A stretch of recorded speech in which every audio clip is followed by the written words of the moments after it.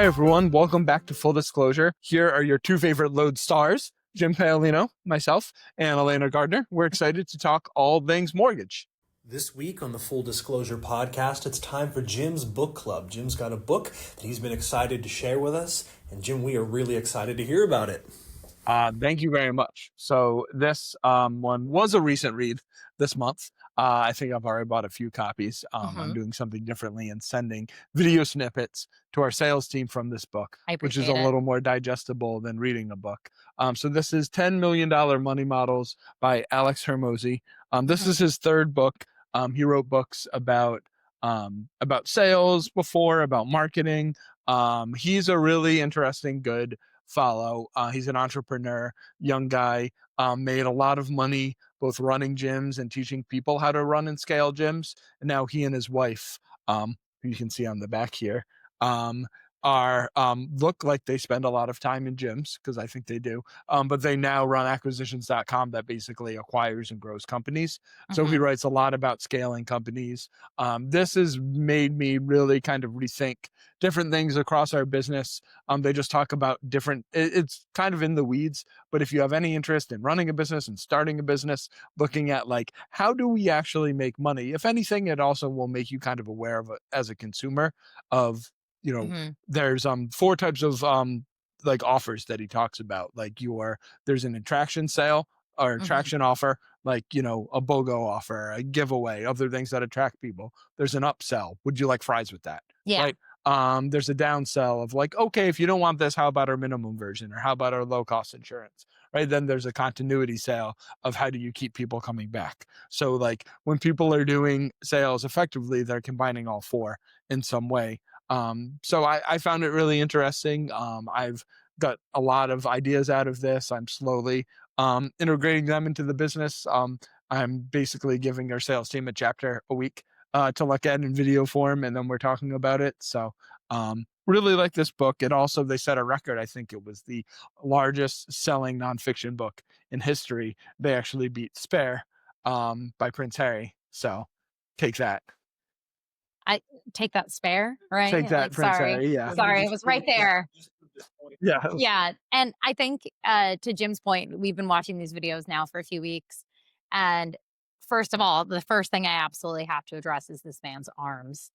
I was actually shocked on the back of this book. He is in a shirt, and I didn't realize that he could fit his arms into shirts with sleeves. So if you want to see that, it's something. But also, I think he does have some really good takeaways, even though his arms are very distracting. And he's just got a whiteboard behind him, and they're blocking like half the whiteboard. He's wearing a tank. He's wearing a tank top. It's a whole There's thing. like veins. It's a he lot. pumped some iron before he started Definitely. filming those videos, because he had a way he wanted to look, and I respect it. It's just very distracting. But I think there's a lot of really good insights and challenges. And I think it definitely is, a little bit more, there's definitely some aspect of like a B2C angle in the book. But I do think there's a lot of takeaways that you can make from a B2B standard. You just have to do some modifications and kind of think about how it works within regulations and all of that stuff, right? Like there's always, B2B is always a little bit more of a complex sale, I think, than a B2C transaction, even though B2C, I think, is harder to gain the attention, right, of your consumer. But it's been really, I've enjoyed the videos a lot, and maybe I will consider reading the book.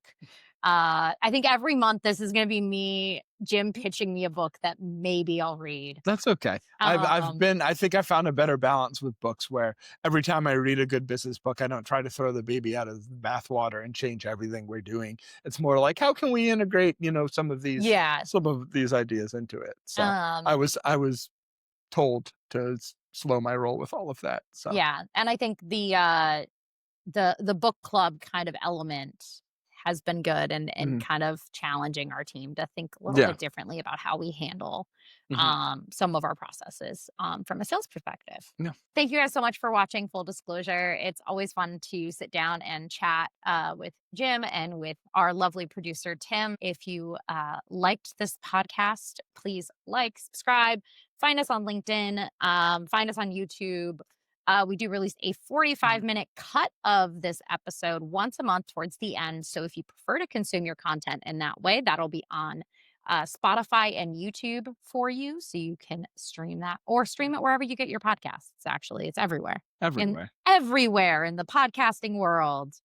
And register if it's before MBA for the industry party on Sunday night. It's going to be the place to be. You know what I missed too? This is a good outtake about the Fed when Janet Yellen in the last administration was the Secretary of Treasury. Like she would be like around the world, like doing all of like the official visits and stuff. But there was just all these pictures of her getting food in very random places. Like she was like at an In-N-Out burger because she's just like living her life, going to San Francisco for Fed meetings, and girl just wanted a burger. Or she was like in some like noodle shop in like Singapore or something like that. And it was just like Janet Yellen in the wild because she's like not at all. It's like a 5 foot tall 80-year-old like going around getting her dinner. But that's like, amazing. They were great. I miss it. Spectacular. It was a simpler time. It was a simpler time.